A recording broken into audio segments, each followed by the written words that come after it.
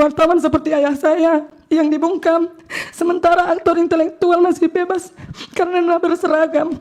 Perkenalkan, saya Eva Meliani Bru Pasaribu, anak dari almarhum Riko Sempurna Pasaribu, yang merupakan korban pembunuhan berencana dalam pembakaran terhadap seluruh keluarga saya. Tidak hanya ayah, ibu, adik, dan anak saya juga ikut tewas dalam kejadian tersebut.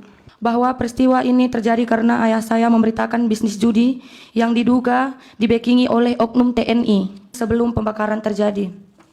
Dalam pemeriksaan dan bukti-bukti yang telah ditemukan, terungkap bahwa ayah saya didatangi oleh Koptu Herman Bukit yang meminta agar ayah saya menurunkan atau meng-take down berita terkait bisnis judi. Mengetahui semua dugaan keterlibatan Koptu Herman Bukit dalam peristiwa ini, kami pun membuat laporan di Puspom Angkatan Darat Jakarta. Begitupun kami masih disuruh membuat laporan lagi di Medan. Kami mengikuti semua prosedur, tetapi berjalannya waktu, pihak Pomdam 1 Bukit Barisan tidak memberikan hasil pemeriksaan mereka.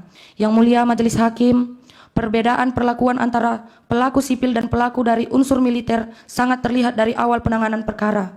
Para pelaku sipil ditangkap cepat, ditahan, diperiksa secara terbuka, dan proses persidangan berjalan dengan akses publik penuh.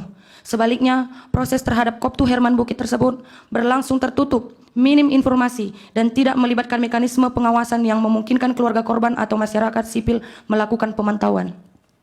Keadaan ini menimbulkan kekhawatiran mendalam sekaligus luka hukum bagi saya sebagai korban, karena menunjukkan bahwa ketika seorang pelaku berasal dari institusi militer, proses hukum seolah berada di luar jangkauan kontrol publik.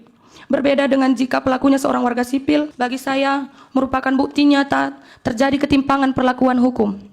Ketimpangan ini tidak hanya merugikan keluarga korban, tetapi juga merusak kepercayaan publik terhadap sistem peradilan dan upaya negara dalam melindungi kebebasan pers. Bahwa dengan bukti keterlibatan sebesar apapun, Koptu Herman Bukit masih bebas dan menjalankan tugasnya, digaji oleh negara.